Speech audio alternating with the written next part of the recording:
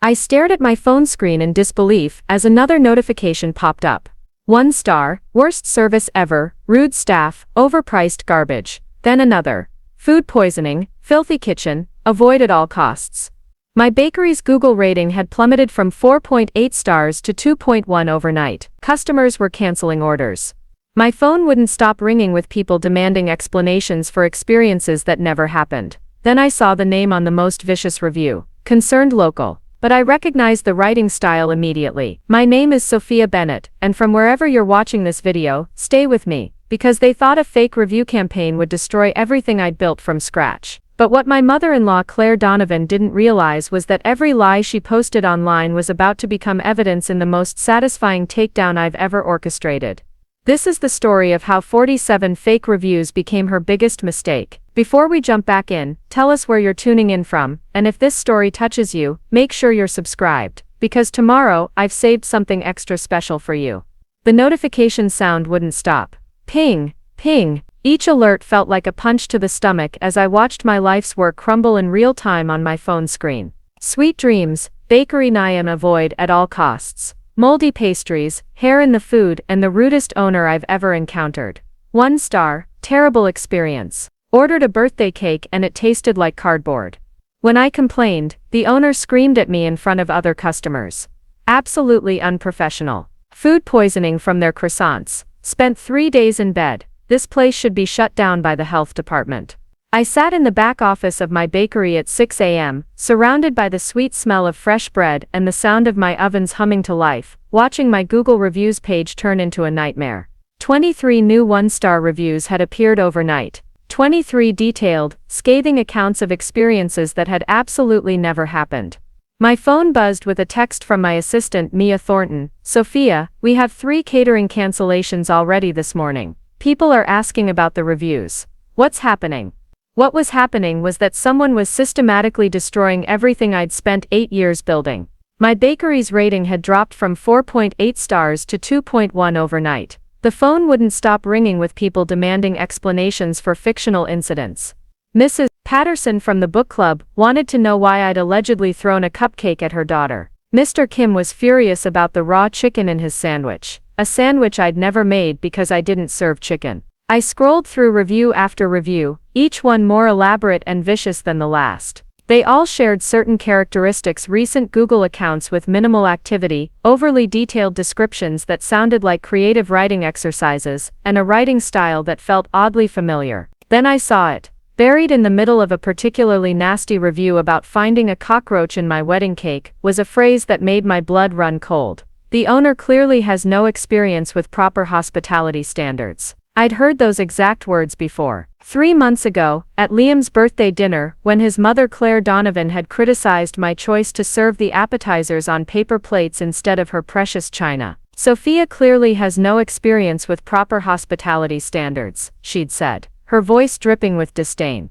I clicked on the reviewer's profile. Concerned Local had joined Google 3 days ago and had only reviewed my bakery. The profile picture was a generic landscape photo, but the writing style was unmistakable. The formal tone, the way she structured her sentences, even her favorite adjectives, absolutely inappropriate, completely unprofessional, thoroughly disappointed. My hands started shaking as the pieces fell into place. This wasn't some random attack or competitor sabotage. This was personal. This was family. I closed my eyes and took a deep breath, trying to process what I was seeing. The woman who had smiled at my wedding, who had hugged me at Christmas dinners, who had pretended to support my business for 3 years, had spent her weekend crafting an elaborate campaign designed to destroy me. But why now? What had triggered this sudden vicious assault on everything I'd worked for? Then I remembered last Friday night. Liam and I had dinner at Claire's house, and she'd made another one of her passive-aggressive comments about how some people were too busy with their little hobbies to properly focus on family.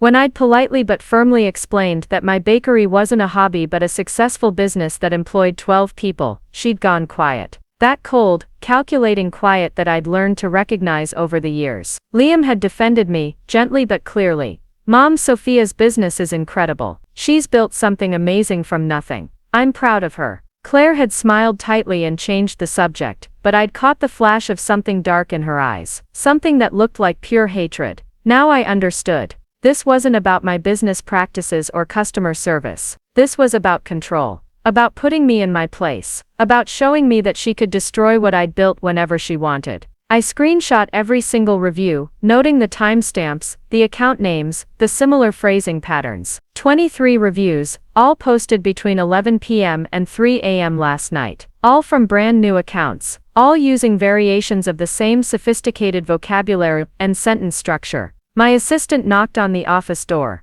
"Sophia, there's a customer here asking about the review that mentioned hair in the cupcakes. She's pretty upset." I stood up slowly, straightening my apron and taking another deep breath. My customers deserved answers. My employees deserved to know their jobs were secure. And Claire Donovan was about to learn that attacking someone's livelihood was a very different game than her usual family manipulation. But first, I had a business to save and evidence to gather. Because if Claire thought she could destroy me with lies, she was about to discover that I fight back with truth. The morning rush was about to begin, and I had work to do. Real work, the kind that builds empires instead of tearing them down. 8 years ago, I was a 24-year-old culinary school graduate, working double shifts at a chain restaurant in downtown Millbrook, coming home every night with burns on my hands and flour in my hair, dreaming of something bigger. I'd grown up in my grandmother Elena's kitchen, learning to bake before I could properly hold a whisk. She was from Sicily, and her recipes were family secrets passed down through 4 generations. When Elena passed away during my senior year of college, she left me 2 things: her handwritten recipe collection, bound in a worn leather notebook with pages stained by decades of use, and $25,000 from her life insurance policy. It wasn't a fortune, but it was a foundation. I used that money to rent a tiny commercial kitchen space in the Pinehurst district, a cramped 200-square-foot room, with outdated equipment and no storefront. I started Sweet Dreams Bakery with nothing but Elena's recipes, a used KitchenAid mixer from Craigslist, and an unshakable belief that good food could change people's days. The first 6 months nearly broke me. I worked alone, baking from 4 a.m. to noon, then driving around town delivering custom orders from the back of my Honda Civic.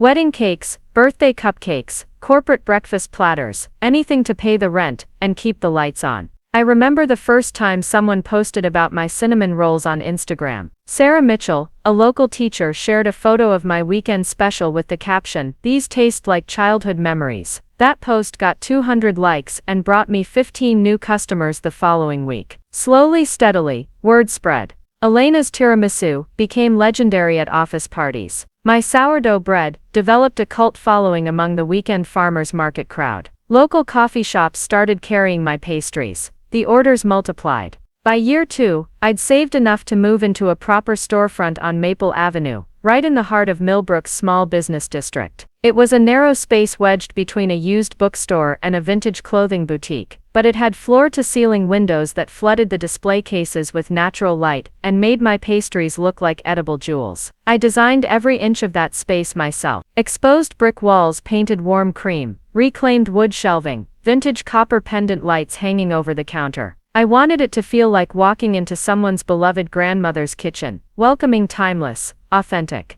The grand opening was magical. Lines wrapped around the block. Local food bloggers raved about my cannoli and called my chocolate croissants transformative. The mayor stopped by for photos. By closing time, we'd sold everything and had a waiting list for the next day. Year 3 brought my first employee, Mia, a recent pastry school graduate who understood my vision and worked with the same passion I felt. Year 4 added 2 more bakers. Year 5 brought catering contracts with 3 local hotels and the county courthouse. I reinvested every dollar back into the business. New equipment, better ingredients, expanded menu options. I sourced vanilla beans directly from Madagascar, imported chocolate from Belgium, worked with local farmers for seasonal fruit selections. Quality was everything to me. Every item that left my shop had to meet Elena's standards. The reviews reflected that commitment. Best almond croissants outside of Paris. Wedding cake so beautiful I almost couldn't cut it. This place makes every special occasion feel more special. 4- and 5-star reviews accumulated steadily, building the reputation that had taken 8 years to establish. By last year, Sweet Dreams Bakery employed 12 people, generated over $400,000 in annual revenue, and had become a cornerstone of the Millbrook community.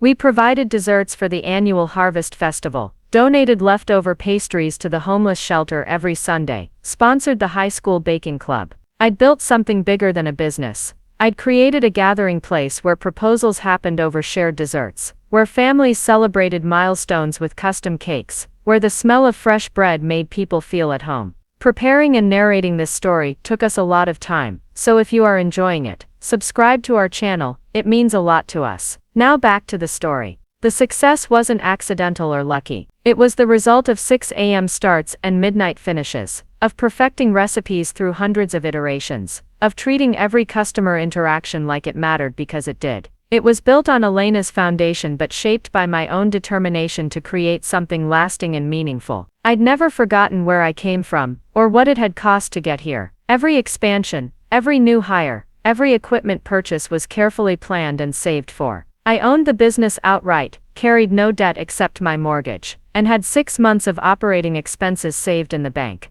This wasn't some venture capital funded startup or family inheritance that fell into my lap. This was 8 years of 18-hour days, burnt batches that meant starting over, difficult customers handled with patience, and countless small decisions that gradually built something substantial and respected. And now Claire Donovan thought she could tear it down with 23 fake reviews written from her living room in one weekend. She had no idea what she was fighting against. This wasn't just my livelihood, it was Elena's legacy, my employees' security, and my community's gathering place. She'd picked a fight with something much stronger than she realized. When I met Liam Sterling 3 years ago at a friend's wedding, I thought I'd found someone who understood ambition. He was an architect, building his own practice, working long hours on projects he cared about. We bonded over late-night conversations about the challenges of entrepreneurship and the satisfaction of creating something meaningful. Our first date was at Sweet Dreams Bakery. I opened the shop early on a Sunday morning just for him, making fresh coffee and warming up croissants while he toured the space, asking thoughtful questions about my process, and genuinely admiring the business I'd built. He understood that this wasn't just work for me, it was my calling. "You've created something beautiful here," he said, watching me shape dough for the next day's bread. "It's not just the food, it's the whole experience. People feel cared for here." I fell for him completely. When he proposed 8 months later, he did it in the bakery after hours, getting down on one knee between the display cases filled with tomorrow's pastries. He'd had a ring custom designed by a local jeweler, incorporating small details that referenced Elena's recipe book and the copper pendant lights I'd chosen for the space. Meeting his mother should have been my first warning. Claire Donovan lived in a pristine colonial house in Millbrook's most exclusive neighborhood, Fairhaven Estates. Everything was perfectly coordinated. Matching throw pillows, spotless hardwood floors, fresh flowers arranged with professional precision. She greeted me with a tight smile and immediately began what I thought was friendly conversation, but later recognized as an interrogation. "So you run a little bakery, how charming. Is that sustainable long-term though? I mean as a real career?" I explained my business model, my growth plans, my financial stability. She nodded politely, while clearly mentally dismissing everything I said. "Well, I suppose everyone needs a hobby, though I do hope you'll have time for family once you and Liam get serious." Liam jumped in immediately. "Mom, Sophia's business isn't a hobby. She employs 12 people and has corporate contracts. She's incredibly successful." Claire's smile never wavered, but I caught the flash of irritation in her eyes. "Of course, dear, I'm just thinking about balance." I decided to give her the benefit of the doubt. Maybe she was protective because she'd raised Liam alone after his father died young. Maybe she needed time to warm up to the idea of sharing her son with someone who had demanding career obligations. So I invested heavily. When Claire mentioned that her roof needed repairs, but the contractor required payment up front, I offered to cover the $8,000 cost. "Consider it an early wedding gift," I said, wanting to show that I cared about Liam's family. When she complained about her property taxes increasing, I quietly paid the difference. $3,200 that stretched my personal budget but seemed worth it for family harmony. For her birthday, I spent a weekend creating an elaborate custom cake, featuring hand-piped sugar flowers that took me 8 hours to complete. She thanked me politely, but mentioned that her friend Martha's daughter-in-law had given her a spa weekend in the mountains. I hosted every holiday at my house, spending my rare days off cooking elaborate meals and decorating perfectly. Claire would arrive with store-bought wine and a list of subtle criticisms. The dining room was too small for proper entertaining. My furniture was interesting but not quite traditional. My choice to serve family style rather than plated courses was casual. When Liam and I bought our house together last year, Claire immediately began offering unsolicited advice about decoration, room usage, and proper furniture choices. I listened politely, and even implemented some of her suggestions, thinking it would help us bond. She started dropping by the bakery unannounced, positioning herself as a concerned family member offering business advice. "You know, dear, you might consider simplifying your menu. All these exotic flavors might be overwhelming for regular customers." I explained my marketing strategy and customer feedback data. She nodded dismissively. "I'm sure you know what you're doing," but the comments escalated. "Mia seems awfully young to be handling customer service. Your prices are quite ambitious for Millbrook. I hope you're not overextending yourself with all this expansion." Each criticism was delivered with a sweet smile, and followed by "I'm just looking out for you, dear." The breaking point should have been last Christmas. I'd spent 3 days preparing a traditional Italian feast, using Elena's most precious recipes, creating a meal that took 40 hours of preparation time I couldn't afford during my busiest season. Claire arrived 2 hours late, surveyed the table I'd spent the morning setting with my best dishes and fresh flowers, and said, "Oh, how ambitious.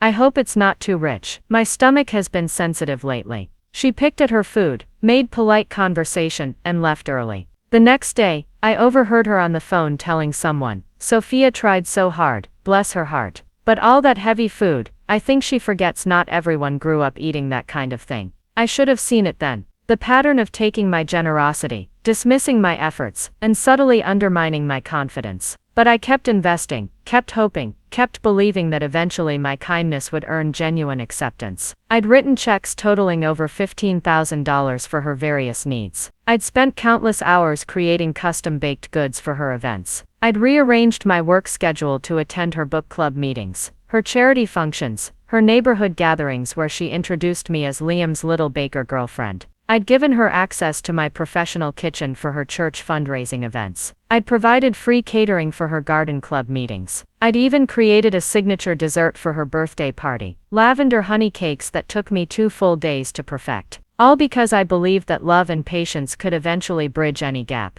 All because I thought that showing her respect and generosity would earn me a place in the family I was about to join. Instead, I'd been funding and enabling someone who saw my success as a threat, and my kindness as weakness. Now I understood that every dollar I'd given her, every hour I'd spent trying to please her, every accommodation I'd made had been building toward this moment. She'd been studying me, learning my vulnerabilities, waiting for the right time to strike. The investment had been entirely one-sided, and now it was time to calculate the cost of that mistake. The evidence was overwhelming once I knew what to look for. 23 fake reviews, all posted between 11 p.m. and 3 a.m. on the same night, all from newly created Google accounts with generic usernames like Concerned Local, Millbrook Resident, and Honest Customer. But it wasn't just the timing or the suspicious account creation dates that gave Claire away. It was her voice bleeding through every fabricated complaint. The owner lacks basic professionalism, and clearly has no understanding of proper customer service standards. That was vintage Claire Donovan, right down to her favorite phrase about proper standards.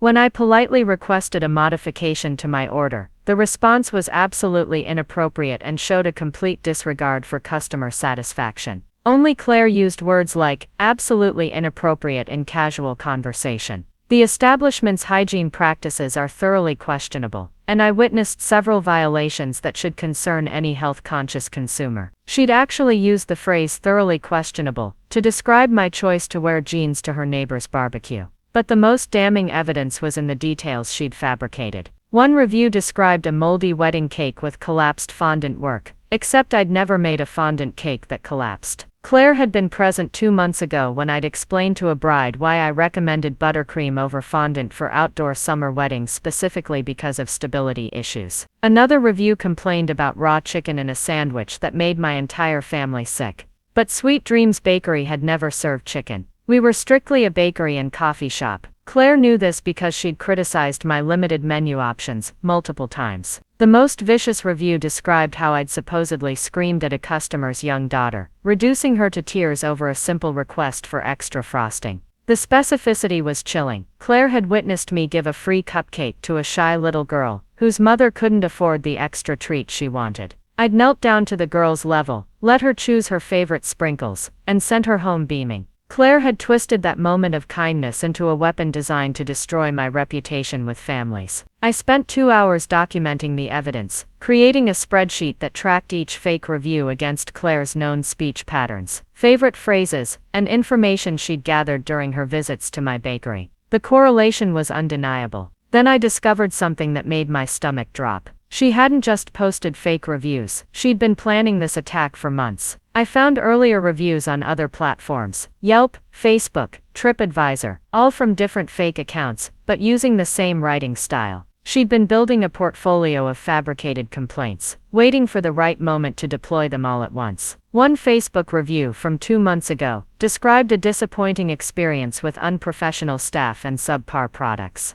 Posted 3 days after I'd politely declined to provide free catering for her church's annual fundraiser, an event that would have required $800 worth of donated goods and 20 hours of unpaid labor. A Yelp review from 6 weeks ago complained about inconsistent quality and overpriced items that don't justify the cost. Posted the day after Liam had mentioned that I was considering raising prices to match my increased ingredient costs. She'd been documenting my business decisions, gathering intelligence during her visits, and using that information to craft increasingly sophisticated attacks on my reputation. But the worst discovery came when I checked my business email. Buried in my spam folder were 3 messages from fake customer accounts, all created with variations of Claire's middle name, Louise, reporting health code violations and unsafe food handling practices to the county health department. She hadn't just tried to destroy my reputation with customers. She'd attempted to trigger an official investigation that could have resulted in fines, closure, or license suspension.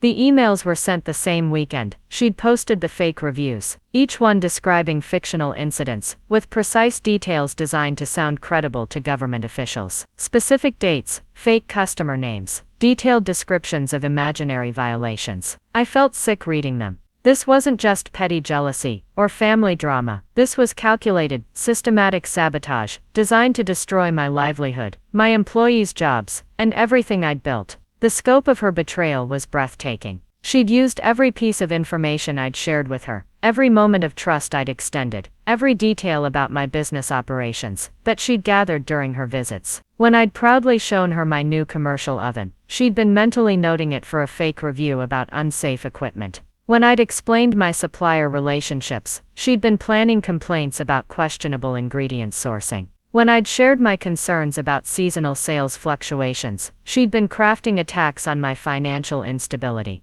She'd even used personal information against me. One review mentioned that the owner clearly has more ambition than skill, probably compensating for family background. Claire knew that Elena had died when I was in college, and that I sometimes felt insecure about not having family recipes that went back generations like some of my competitors. This wasn't a moment of anger, or a single act of spite. This was a comprehensive campaign designed to systematically dismantle everything I'd worked for, using intimate knowledge she'd gained through my trust and generosity. The woman I'd paid $15,000 to support, whose birthday cakes I'd crafted by hand, whose roof I'd helped repair, had spent months planning the most thorough professional assassination I could imagine. She'd smiled at my engagement party, while already plotting my destruction. She'd hugged me at Christmas dinner, while mentally cataloging ammunition to use against me. She'd eaten my food, accepted my gifts, and pretended to care about my success, while building a detailed plan to take it all away. The betrayal was so complete, so calculated, so personal, that I sat in my office chair feeling like I'd been physically attacked.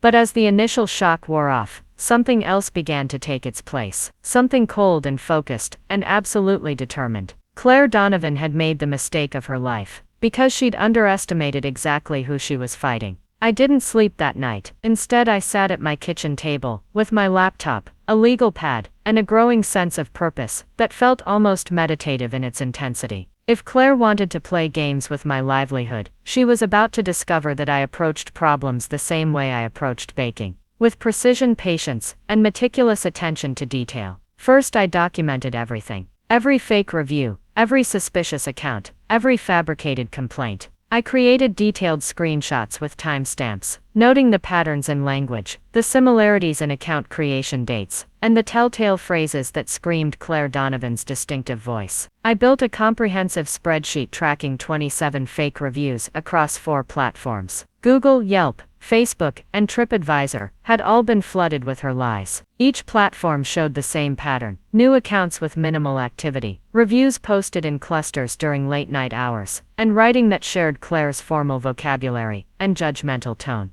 But documentation was just the beginning. I needed to understand the full scope of her attack and gather evidence that would hold up under scrutiny. I contacted my web developer and asked him to pull analytics data from my business website. The traffic patterns told a disturbing story. My site visits had dropped by 40% in the past week, and several potential customers had abandoned their online ordering process partway through. Claire's fake reviews weren't just attacking my reputation, they were directly impacting my revenue. Next, I reached out to platform specialists who understood online reputation management. Maria Santos, a digital marketing consultant who'd helped several local businesses recover from review attacks, agreed to meet with me the next morning. "This is textbook reputation sabotage," Maria said, scrolling through the evidence I'd compiled. "The timing, the account patterns, the language consistency, this is clearly coordinated. But you've done excellent work documenting it. Most people panic and respond emotionally, which makes everything worse." She explained the process for reporting fake reviews to each platform. Google, Yelp, and Facebook all had policies against fraudulent content, but they required specific types of evidence and formal complaints filed through proper channels. "The key is proving these aren't legitimate customer experiences," Maria said. "Your documentation showing the account creation patterns and language analysis will be crucial. But you'll also need to demonstrate that these scenarios couldn't have actually happened." That afternoon, I compiled business records, proving that several of the complained about incidents were impossible. Sales data showing we'd never sold the food items mentioned in certain reviews. Staff schedules proving that the employees described in fake complaints hadn't been working on the alleged dates. Supplier invoices demonstrating that ingredients mentioned in health violation reports weren't even used in our kitchen. I also gathered character evidence, screenshots of genuine customer reviews from the past 3 years, showing consistent praise for cleanliness, customer service, and product quality. Photos from health department inspections with perfect scores. Letters of recommendation from corporate catering clients and local business partners. But the most powerful evidence came from my security system. Sweet Dreams Bakery had installed cameras 6 months ago, after a break-in at the neighboring bookstore. The footage showed every customer interaction, every transaction, every moment of normal business operation that contradicted Claire's fabricated stories. I spent hours reviewing recordings from the dates mentioned in fake reviews, looking for evidence that the described incidents hadn't occurred. The camera angles covered the counter, the seating area, and the entrance, comprehensive documentation of what actually happened versus what Claire claimed had happened. One particularly vicious review described a scene where I allegedly threw a pastry at a customer who complained about stale bread. The security footage from that date showed normal, pleasant interactions with every single customer. No arguments, no thrown food, no upset customers leaving the store. Another fake review claimed that a customer had found hair in their coffee and been told by staff that it was normal. The footage showed the customer in question, a regular who came in every Tuesday for the same order, chatting happily with Mia about her upcoming vacation while enjoying her usual latte and blueberry muffin. The most damaging fake review described a wedding cake consultation where I supposedly laughed at the bride's vision and told her she had terrible taste. I found the actual footage of that consultation, 2 hours of me working patiently with a nervous bride, showing her different design options, and ending with her booking a $800 order and hugging me goodbye. Every fabricated incident could be disproven with concrete evidence. Claire had been so focused on crafting believable stories that she'd forgotten about the digital trail of reality. But I needed more than defensive evidence. I needed to prove that Claire was the source of these attacks. I hired a digital forensics specialist recommended by Maria. Jason Chen was expensive, $200 an hour, but he specialized in tracking online harassment and had worked with law enforcement on cyberbullying cases. IP addresses, device fingerprints, writing analysis, there are multiple ways to trace this back to the source. Jason explained. If these reviews all came from the same location or device, we can prove coordination. And if they match other online activity from the same source, we can build a definitive case. He started by analyzing the metadata from the fake accounts. Geographic data, device information, browser fingerprints, digital evidence that could link the accounts to a specific person and location. While Jason worked on the technical analysis, I focused on the human evidence. I reached out to other local business owners, asking if they'd experienced similar attacks. 3 other businesses in Millbrook's downtown district had dealt with suspicious negative reviews in the past 6 months. Isabella Moreno, who owned the vintage clothing boutique next to my bakery, showed me screenshots of fake reviews attacking her customer service and product quality. The writing style was unmistakably Claire's. I couldn't figure out who would target my shop, Isabella said. The reviews were so specific and mean, they mentioned details about my store layout that you'd only know from actually being inside. Harper Lane, who ran a small art gallery downtown, had dealt with fake reviews, claiming her prices were inflated and her customer service was rude. Again, the language patterns matched Claire's distinctive voice. The weird thing was, Harper said, the reviews mentioned conversations with staff that never happened. Like someone had been watching my business, but making up interactions.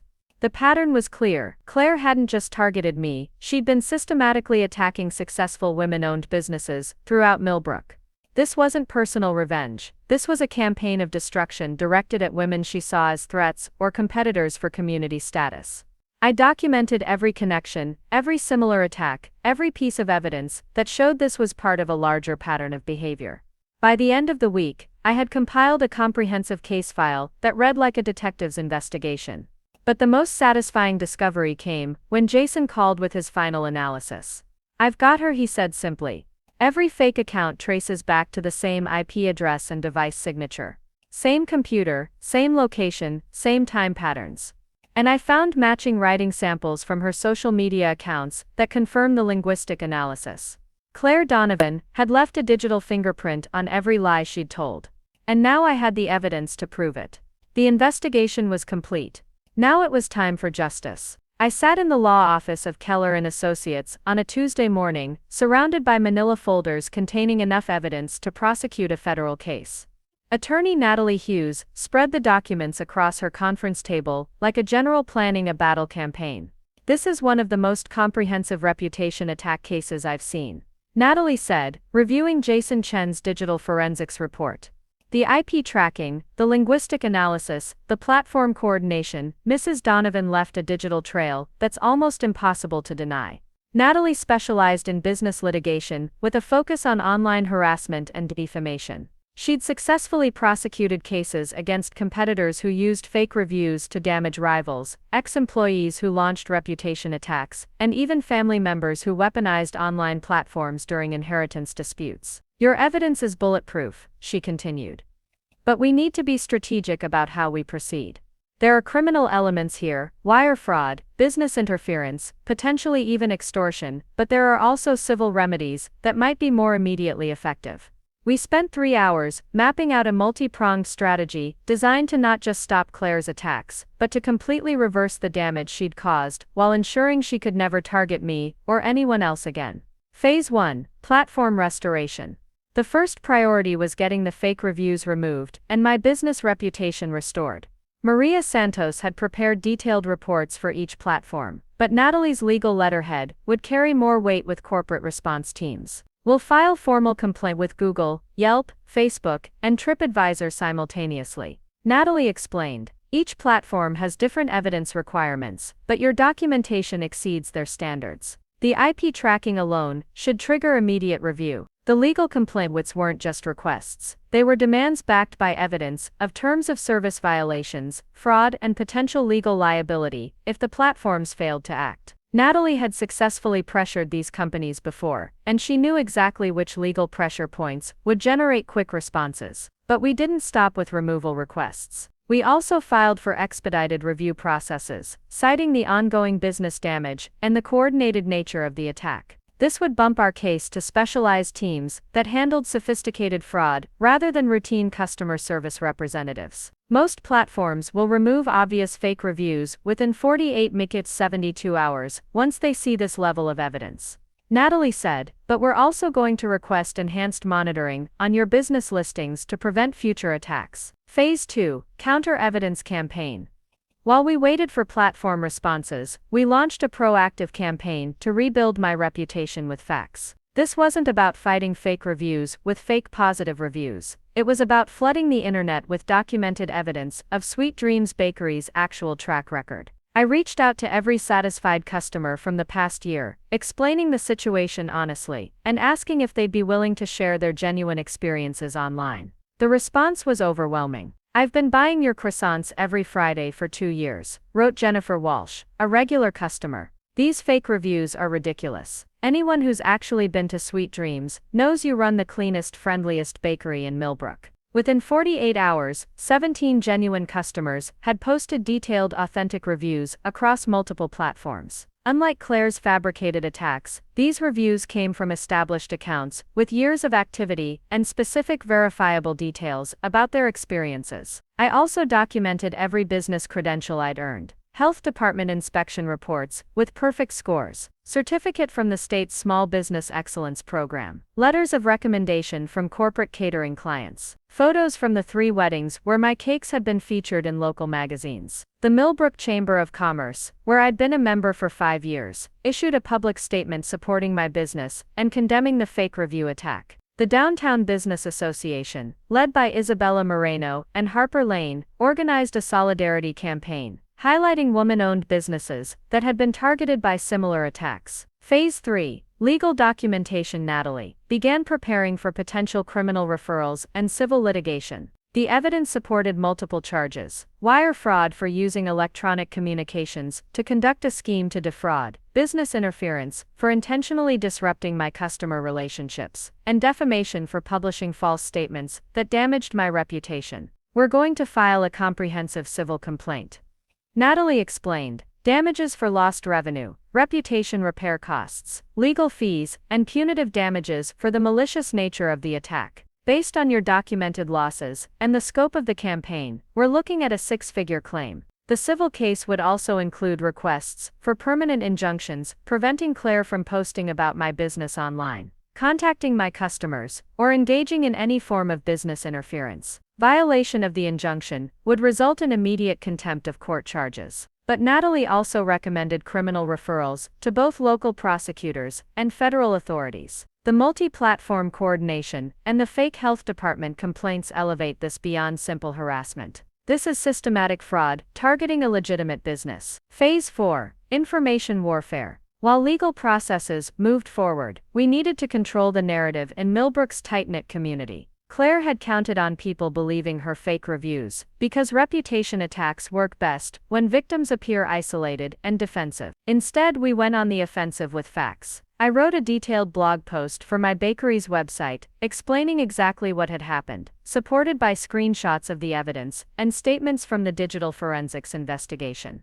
The tone was professional, factual, and completely transparent. Sweet Dreams Bakery has been targeted by a coordinated fake review campaign. The post began: "We've identified the source, documented the fraud, and taken legal action to protect our business and our community from this type of attack." The post included a timeline of the attacks, examples of the fake reviews, with explanations of why they were impossible, and information about how other local businesses had been similarly targeted. Most importantly, it positioned the attack as a threat to the entire local business community, not just a personal vendetta against me. Local news picked up the story immediately. The Millbrook Tribune ran a front-page article about online harassment targeting small businesses, featuring Sweet Dreams Bakery as the primary case study. The story included quotes from other affected business owners and expert commentary about the growing problem of fake review attacks. The television coverage was even better. Channel 7's Consumer Protection segment featured a 12-minute investigation into fake review fraud, interviewing me, Natalie Hughes, and Jason Chen about the techniques used to identify and prosecute online harassment.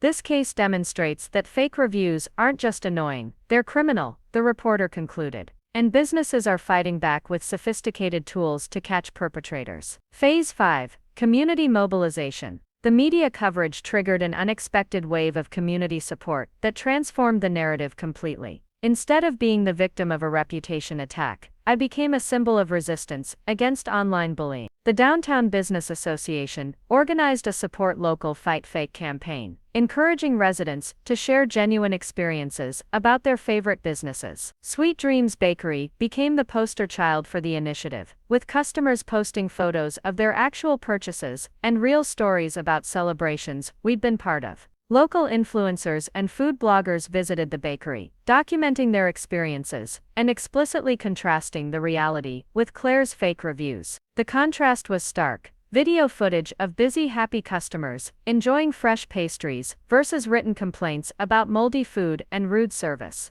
The Millbrook Women's Business Network, which I'd been a member of for 3 years, launched a mutual support initiative. 15 local women-owned businesses agreed to cross-promote each other and watch for suspicious review activity that might indicate coordinated attacks. What happened to Sophia could happen to any of us, said Olivia Carter, who owned a local fitness studio. We need to protect each other from people who use the internet as a weapon against successful women. Phase 6. The trap. While building legal cases and community support, we also prepared for the confrontation with Claire. But instead of surprising her with legal papers or public accusations, we decided to give her enough rope to hang herself. Natalie suggested a strategy that would force Claire to reveal the full extent of her attack, while generating additional evidence of her malicious intent. We're going to let her think she's winning, while we document everything she does next. I continued behaving normally around Liam, who remained completely unaware of his mother's campaign against my business. When he mentioned that sales seemed slow recently, I blamed seasonal fluctuations and said nothing about the fake reviews. Meanwhile, we monitored Claire's online activity, watching for additional fake accounts or new attacks. Jason Chen had identified the digital signatures associated with her previous fraud, so we could immediately detect any continued harassment. We also set up monitoring on the other businesses she'd targeted, ready to document any escalation of her attacks. If Claire interpreted our silence as weakness and launched additional campaigns, we'd have evidence of an ongoing criminal conspiracy. Phase 7. Strategic timing.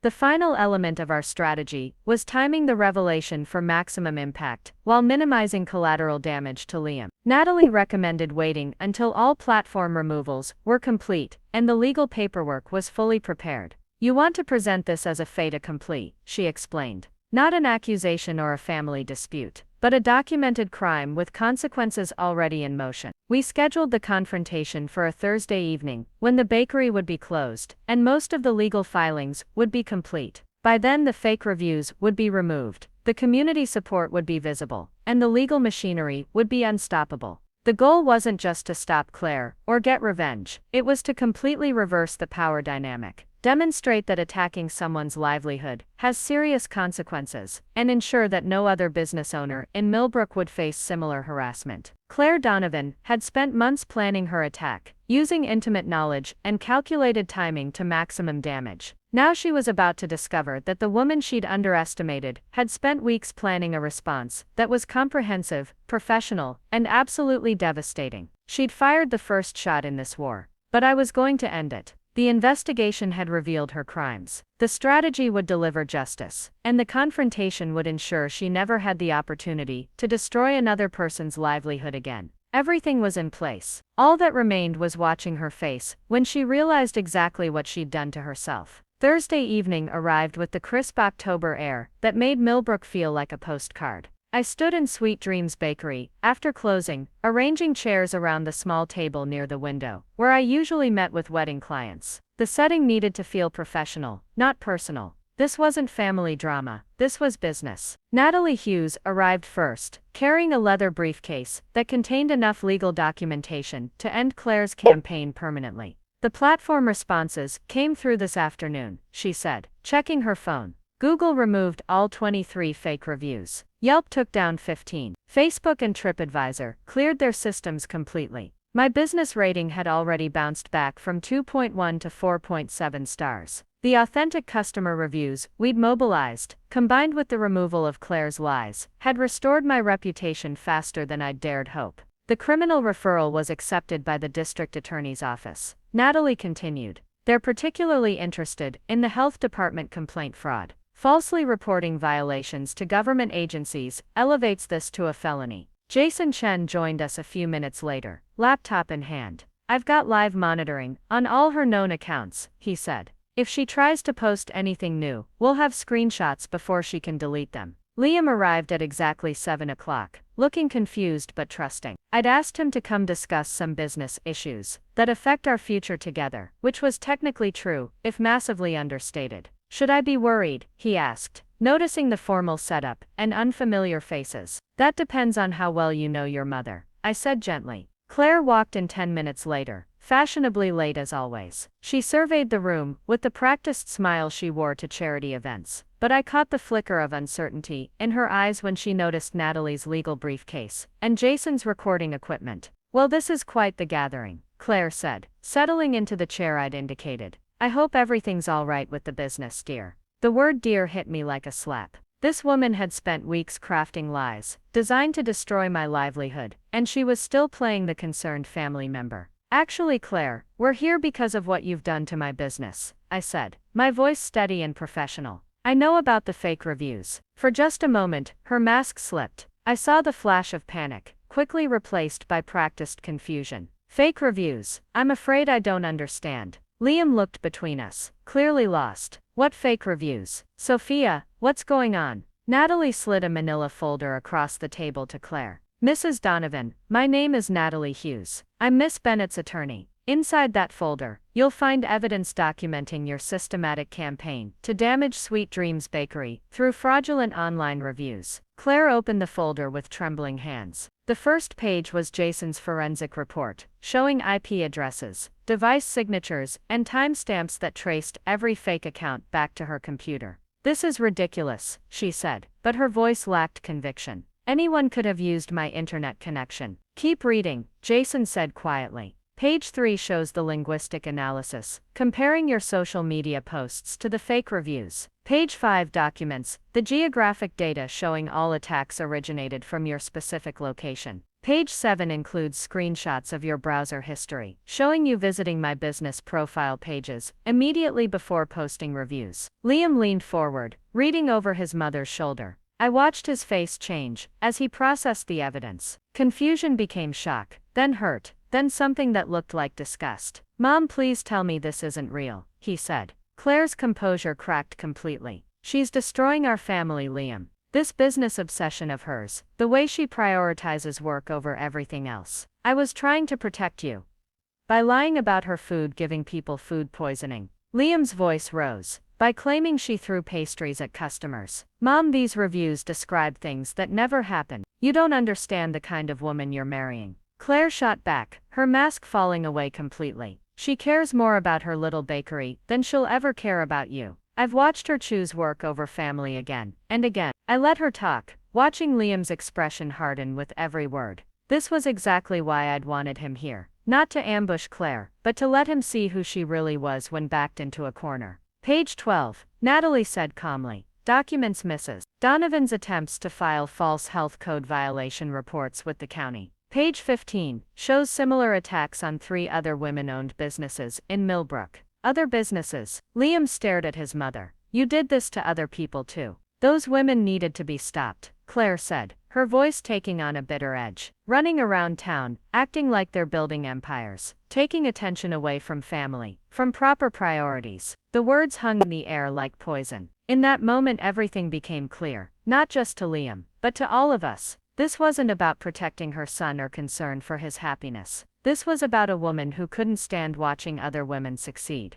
You're sick, Liam said quietly. This is sick, Mom. Claire turned desperate, reaching for his hand. Liam, honey, you have to understand. Don't touch me. He pulled away from her, standing up from the table. You tried to destroy the woman I love, because you can't handle other people being successful. You lied to government agencies. You made up stories about food poisoning and health violations that could have shut down a business that employs 12 people. The civil complaint has been filed this afternoon, Natalie continued, unaffected by the family drama unfolding. We're seeking damages for lost revenue, reputation repair costs, and punitive damages for malicious interference. The total claim is $347,000. Claire went white. You can't be serious. We're also seeking permanent injunctions, prohibiting you from posting about Miss Bennett's business, contacting her customers, or interfering with her operations in any way. Natalie said, violation of those injunctions will result in criminal contempt charges. Additionally, I said, finally speaking again,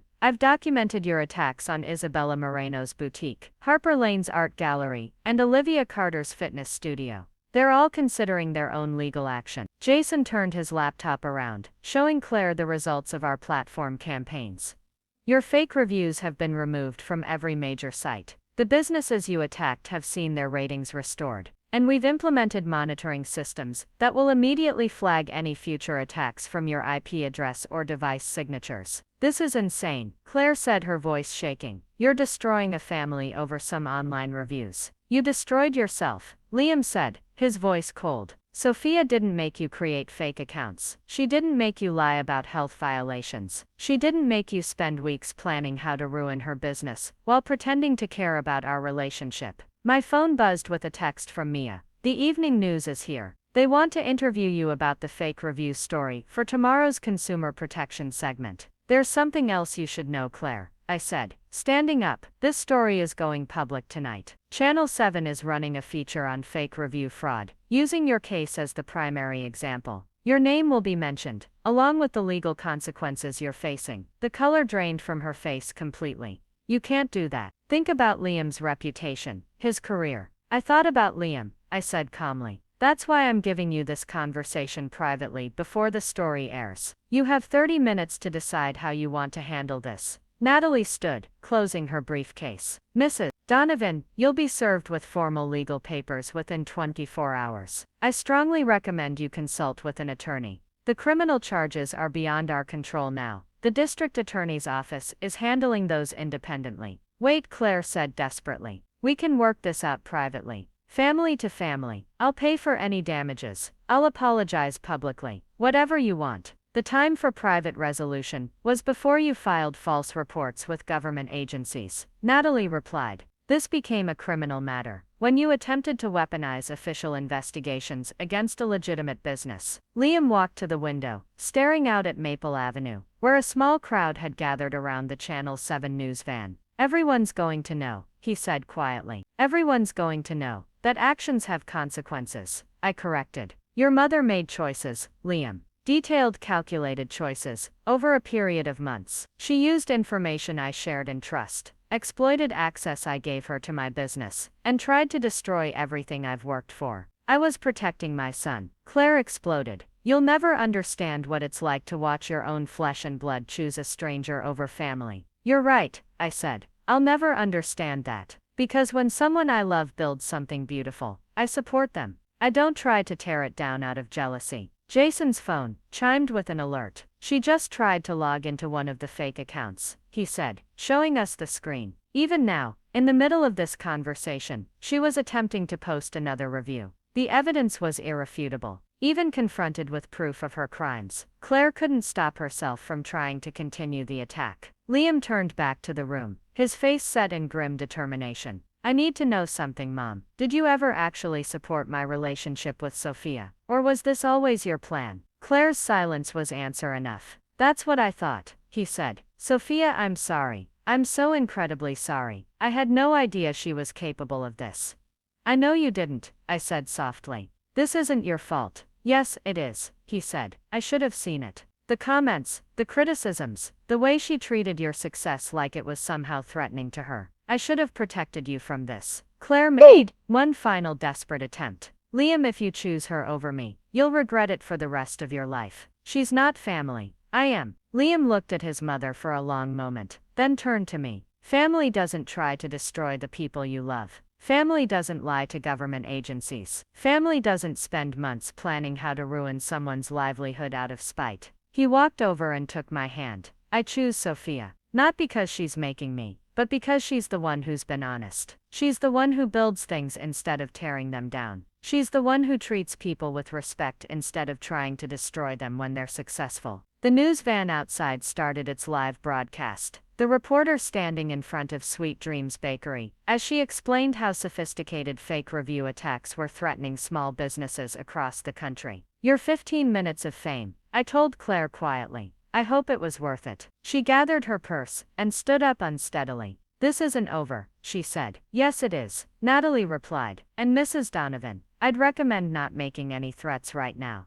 They're all being recorded." Claire looked around the room one more time, at the evidence that would destroy her, at the son who was choosing his fiancé over her manipulation, at the woman she'd tried to crush, who had systematically outmaneuvered her at every turn. "You'll regret this," she said to Liam. "Both of you." "The only thing I regret," I said, "is not seeing who you really were sooner. Think of all the time and money I could have saved if I'd known you were planning to stab me in the back from the beginning." Claire walked out of Sweet Dreams Bakery, and out of our lives. Through the window, I watched her push past the news camera crew, getting into her car, as reporters tried to ask her questions about the fake review fraud case. Liam put his arm around me, as we watched her drive away. "I can't believe I'm related to someone who would do this." "You're not responsible for her choices," I said. "But you are responsible for yours. And you chose correctly." The story aired at 11 o'clock that night. Local mother-in-law charged with elaborate fake review fraud. The report featured interviews with me, other targeted business owners, and legal experts discussing the growing problem of online harassment. Claire's name and photo were included, along with details about the criminal charges she was facing, and the civil lawsuit seeking hundreds of thousands in damages. By midnight, my phone was buzzing with messages from customers, friends, and complete strangers, offering support and sharing their own experiences with fake review attacks. The woman who had tried to destroy my reputation in secret had become the public face of exactly the kind of person the community needed to stand against. Justice, it turned out, had a sense of irony.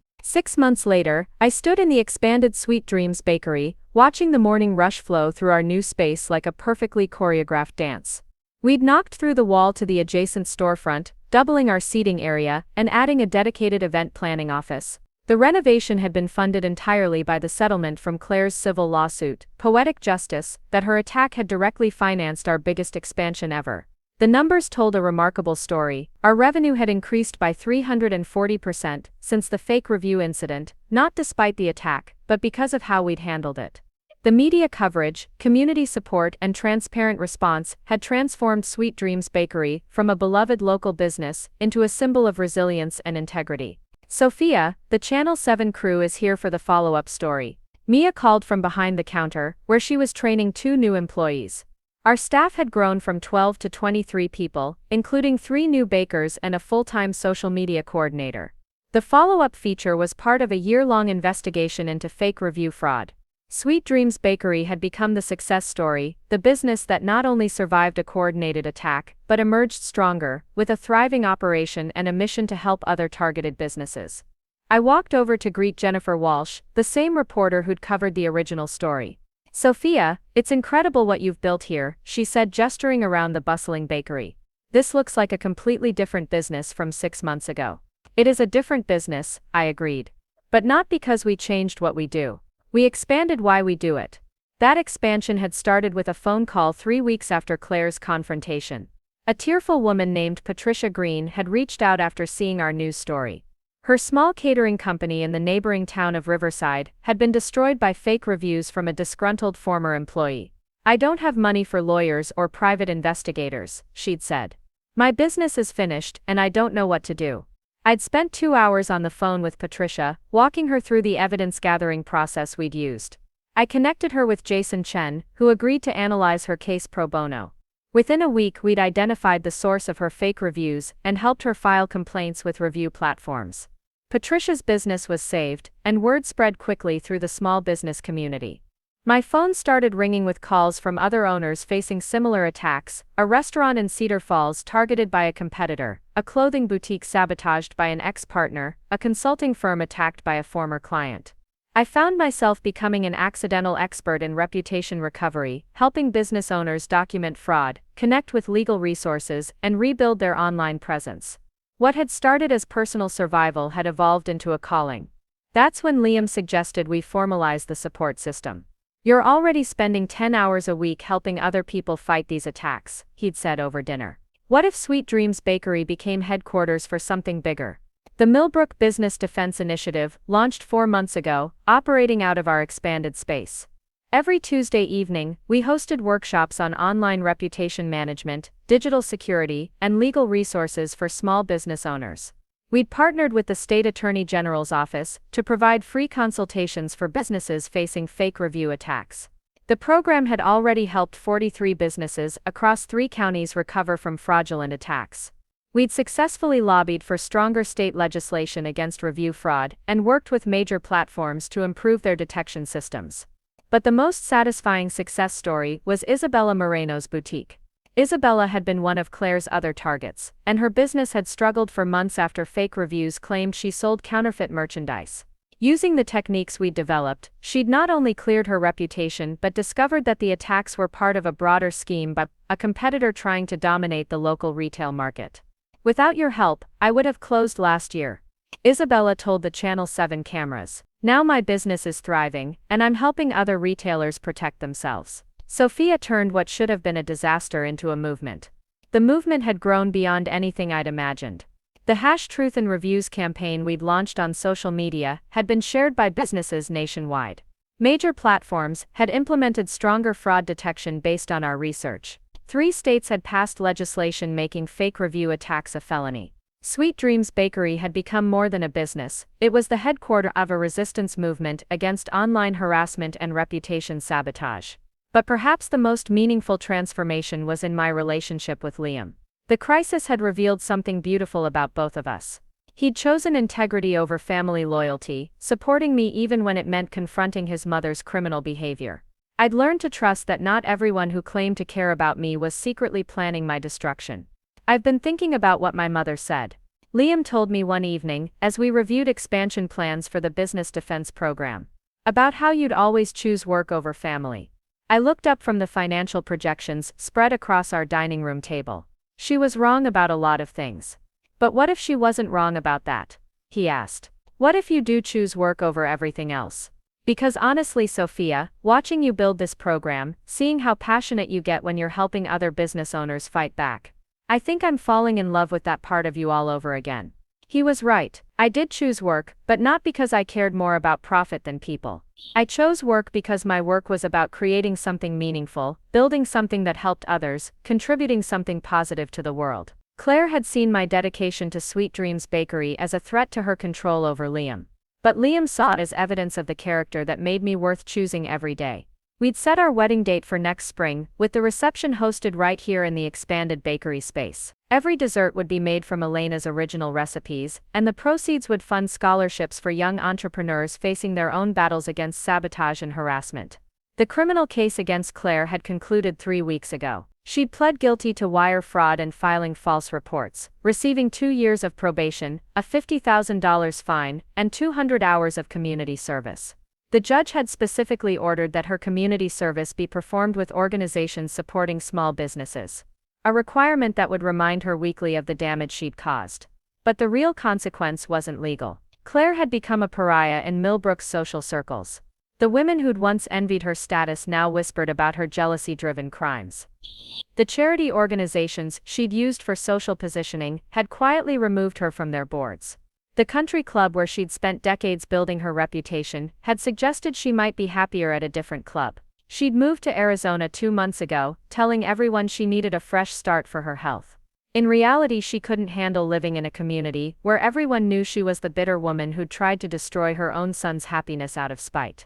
Liam visited her once, shortly after the criminal sentencing. He'd come home exhausted and sad. She still doesn't understand what she did wrong, he told me. She keeps talking about how you turned me against her, and how she was protecting our family. She can't see that her actions destroyed our family, not yours. I'd held him while he grieved the mother he'd thought he knew. The woman who'd raised him but had revealed herself to be someone capable of calculated cruelty against the people he loved. But even that grief had transformed into something positive. Liam had started volunteering with the Business Defense Program, using his architecture background to help business owners create secure physical and digital spaces. He'd become passionate about protecting other families from the kind of manipulation his mother had specialized in. The most powerful moment of the entire experience came on a quiet Sunday morning 2 weeks ago. I was alone in the bakery, preparing for the farmer's market, when I found Elena's old recipe book lying open to her tiramisu recipe, the dessert that had started my reputation for authentic Italian pastries.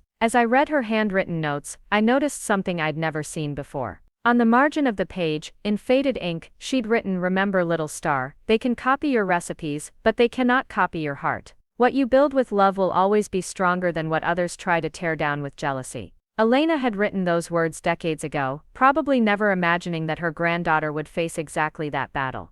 But somehow she'd known that building something meaningful would attract both supporters and saboteurs, and that the difference between them would always be the motivation behind their actions. I'd built Sweet Dreams Bakery with love, love for Elena's memory, love for the craft of baking, love for the community that supported small businesses, and love for the idea that good food could bring people together. Claire had attacked it with jealousy, bitterness, and a need to control what she couldn't create herself. The outcome had been inevitable. Love builds, jealousy destroys. But when jealousy fails to destroy what love has built, it ends up destroying the jealous person instead. Now 6 months after that terrible night when I discovered the fake reviews, I stood in a bakery twice the size of what Claire had tried to destroy. The walls were covered with thank you notes from business owners we'd helped, photos from weddings where our cakes had celebrated new beginnings, and certificates recognizing our community service. The morning rush was winding down, and the afternoon prep crew was arriving. In 3 hours we'd host another business defense workshop, where 12 new business owners would learn to protect themselves from the kind of attack I'd survived.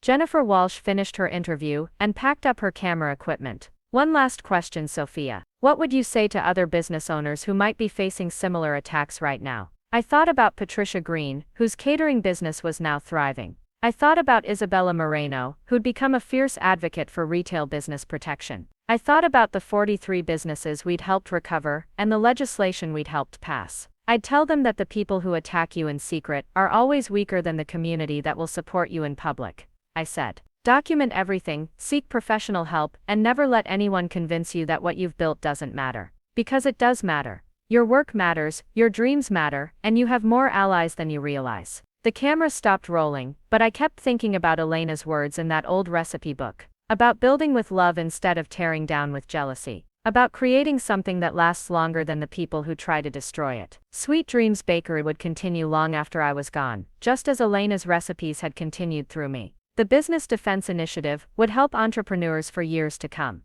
The legislation we'd helped pass would protect countless businesses from fake review fraud. Claire Donovan had tried to write the ending to my story. Instead, she'd given me the beginning of a much bigger one. And as I watched the afternoon shift arrive, ready to prepare tomorrow's fresh start, I realized that the best revenge against someone who tries to destroy what you've built is to build something even better. Something they could never have imagined. Something that helps others build their own dreams, too strong to be destroyed by jealousy, too meaningful to be diminished by lies, and too rooted in community support to ever be toppled by one bitter person's secret campaign. That's a recipe no one can steal. And it's a story that's just beginning. 1 year later, the notification sound on my phone had once filled me with dread. Now, as I heard the familiar ping while reviewing wedding cake designs in my office, I smiled. These days, notifications usually brought good news. Another business saved, another success story, another reminder that what we'd built together was making a real difference. I glanced at the screen. An email from the National Small Business Administration, with the subject line, "Congratulations, 2024 Community Leadership Award." Sweet Dreams Baker, the Millbrook Business Defense Initiative, had been selected for a national award, recognizing our work in protecting small businesses from online harassment.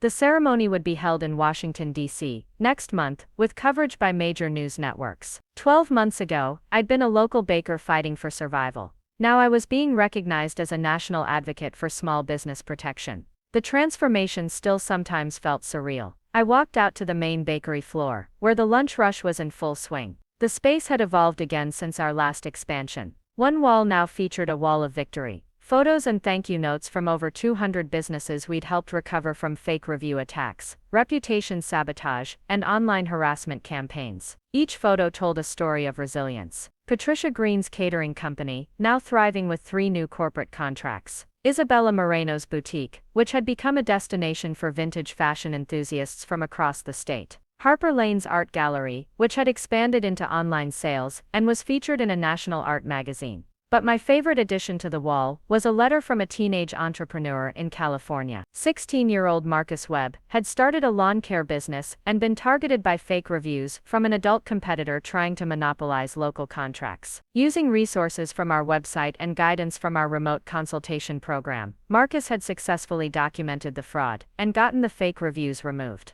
Dear Miss Bennett, his letter read, "My business is saved because you proved that small business owners can fight back. I'm applying to business school next year, and I want to study reputation management so I can help other young entrepreneurs like me. Thank you for showing me that being young doesn't mean being powerless." The ripple effect of our work had spread far beyond anything I'd imagined. The Business Defense Initiative now operated in 17 states, with local coordinators trained in our methods. We'd helped establish similar programs in Canada, Australia, and the United Kingdom. Major universities were using our case study in business and law school curricula. The techniques we'd developed to fight Claire's attack had become the gold standard for reputation recovery. Jason Chen had parlayed his work on our case into a thriving consulting practice, specializing in digital forensics for small businesses. Natalie Hughes had been promoted to partner at her firm, largely based on the precedent-setting cases that had grown out of our initial lawsuit. Even the platforms had changed their policies based on our advocacy work. Google had implemented stricter verification requirements for new accounts leaving reviews. Yelp had created a rapid response team for businesses facing coordinated attacks. Facebook had added machine learning algorithms, specifically designed to detect the patterns Claire had used against me.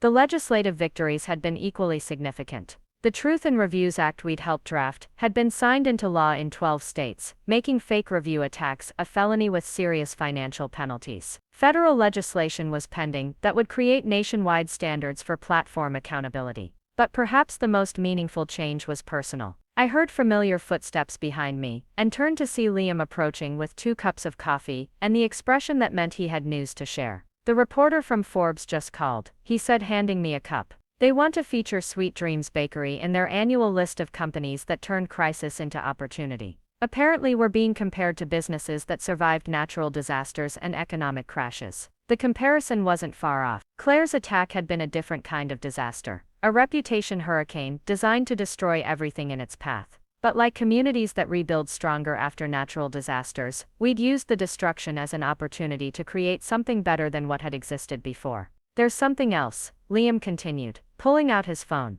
"I got a text from my mom this morning." My stomach tightened slightly. We hadn't heard from Claire in 8 months, not since she'd moved to Arizona and cut contact with everyone in Millbrook. The last update had come through Liam's aunt, who'd mentioned that Claire was working at a small bakery in Phoenix and keeping to herself. "What did she say?" I asked carefully. Liam showed me the message, saw the news about Sophia's award. "I know you won't believe this, but I'm proud of what she's built. I was wrong. About everything. I hope someday you can forgive a foolish old woman who let jealousy poison her heart." I stared at the words, feeling a complex mix of emotions. Anger at the damage she'd caused, sadness at the relationships she'd destroyed, and perhaps, unexpectedly, a small measure of relief that she'd finally acknowledged the truth. "Are you going to respond?" I asked. Liam was quiet for a moment. "I don't know. Part of me wants to, but part of me thinks some bridges are burned too completely to rebuild." I understood. Forgiveness didn't require reconciliation. Claire's apology, if genuine, was important for her own healing.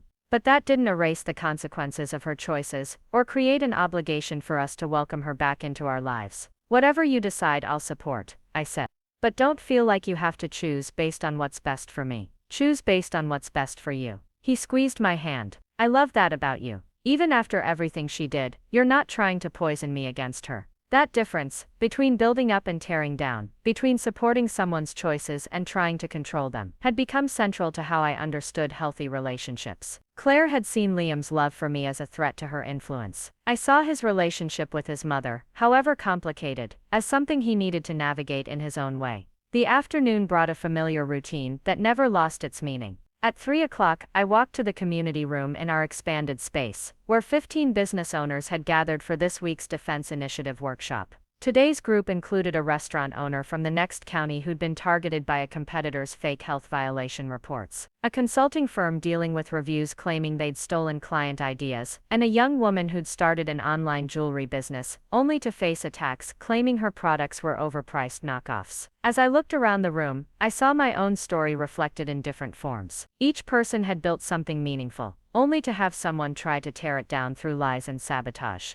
Each had felt the particular helplessness that comes from watching your reputation crumble based on fabricated complaints. But they'd also taken the step that separated survivors from victims. They'd sought help, gathered evidence, and refused to let attackers win through intimidation. The most important thing to remember, I told the group, is that people who attack you in secret are counting on you feeling isolated and helpless. They want you to believe you're alone in fighting something that's too big to defeat. But you're not alone, and these attacks can be defeated. I walked them through the same process that had saved my business: systematic documentation, platform reporting, legal consultation, and community mobilization. But I also shared something that had taken me months to fully understand. The goal isn't just to survive the attack, I said. It's to emerge stronger, with better systems, stronger relationships, and a clearer understanding of your own resilience. The people who try to destroy what you've built often end up giving you the opportunity to build something even better. After the workshop, I stayed behind to speak individually with participants who needed additional support. The young jewelry entrepreneur, Ava Reynolds, reminded me strongly of myself at 24, passionate about her craft, building something from nothing, and devastated by the discovery that someone was deliberately sabotaging her efforts. I keep wondering what I did wrong, she said. Why someone would want to hurt my business when I've never even met them. You did nothing wrong, I assured her. Your success threatened someone who doesn't know how to build, so they tried to tear down instead. That says nothing about you and everything about them. I gave her my personal phone number, and promised to review her case documentation personally. Helping entrepreneurs, like Ava, had become as important to me as baking, perhaps more so, because it multiplied the impact of my own survival. As evening settled over Millbrook, I walked through the bakery one final time, turning off lights and checking that everything was secure for the night. The wall of victory glowed softly in the security lighting, 200 success stories representing thousands of saved jobs and preserved dreams. In the quiet, I thought about the woman I'd been a year ago, devastated by fake reviews, feeling helpless and alone, wondering if everything I'd built could be destroyed by one person's lies.